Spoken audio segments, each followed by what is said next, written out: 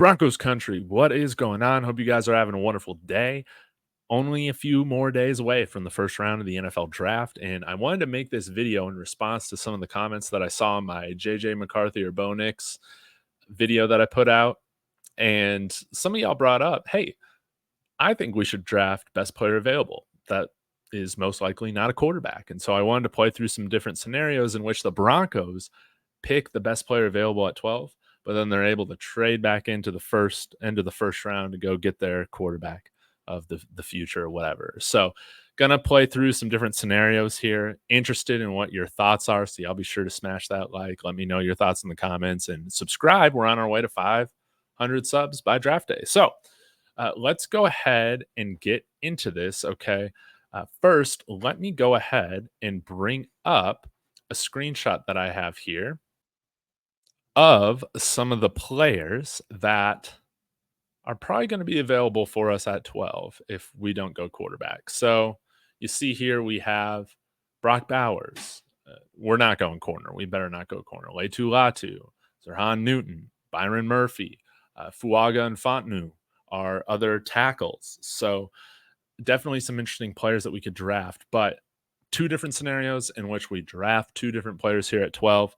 Let's go ahead and get started. Of course, y'all let me know who would you want out of these guys that I just showed you. But let's go ahead and actually we'll start with this one because the other one got a little ugly. Okay.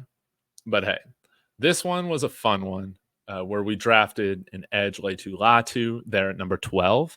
And then as you can see here, let me go ahead and zoom in a little bit. We're able to trade with the San Francisco 49ers. This is a scenario in which I really don't want to give up our 25 first. But hey, we're able to get some more picks alongside of this. It's kind of interesting. So we trade 76 and 203 this year in our first next year for pick 31, 63, 94, and 251. It might have been a little offside. I don't know. But principle of the matter is that we trade that future first to move up, and then we draft Michael Penix while also accumulating another pick. Then with pick 63, I could not pass up a wide receiver like Malachi Corley and then going and getting Jared Wiley in the fourth round. Then end up trading back with 94. Didn't really like the guys who were available there. And I was able to take a handful of guys that I'm interested in. Taj Washington, a developmental tackle in Caden Wallace, Mason Smith on the interior D-line, Will Shipley, an interesting running back that I think could do really well as Sean Payton, Luke McCaffrey, another wide receiver we're very excited about. Bringing on another UCLA edge, Grayson Murphy, okay, to pair with Leitu Latu.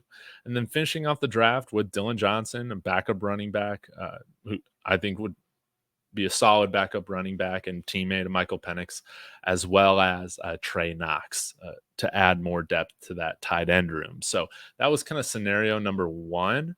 Let's go ahead and take a look at scenario number two here. You guys might get a kick out of this one. It was kind of a disaster, but we did our best, okay? Let me go ahead and exit out of this. It's bringing up the wrong one here. 31. There we go. Okay.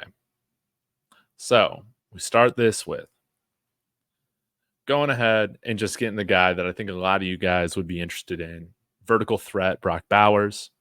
And then I ended up trading Garrett Bowles in a future second for picks 125 and 91 for Garrett Bowles. Now, I would imagine this could only be done if we're retaining a bunch of his salary.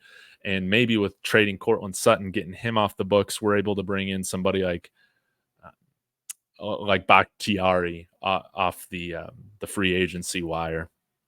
Former left tackle of the Packers, a little older, but can possibly fill in as a stopgap, David Bakhtiari. Well, we use this trade to go get Bo Nix.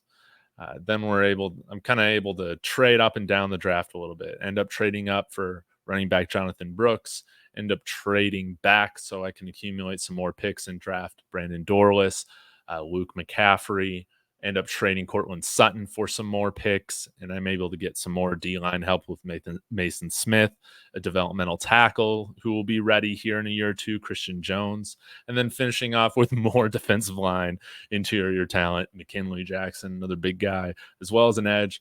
Jalen Green, who had a really good year at James Madison this past year while they were kicking butt. So these are some different scenarios that I guess the Broncos could maybe consider, as long as there's a player, of how to kind of go about getting that best player available at 12, but not missing out on a quarterback that they could be high on, Bo Nix or Michael Penix.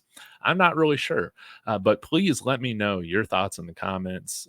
Were these moves crazy? Would you be upset if we gave up our 25 first? I don't want to do it. I'd rather trade Garrett Bowles and just deal with uh, what might be a mess at left tackle if we don't get another left tackle this year.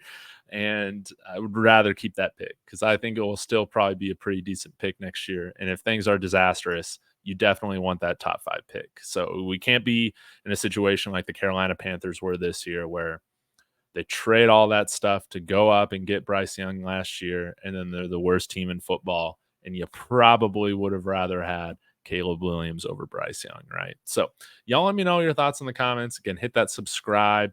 We're on our way to 500. Appreciate you guys as always. Go Broncos.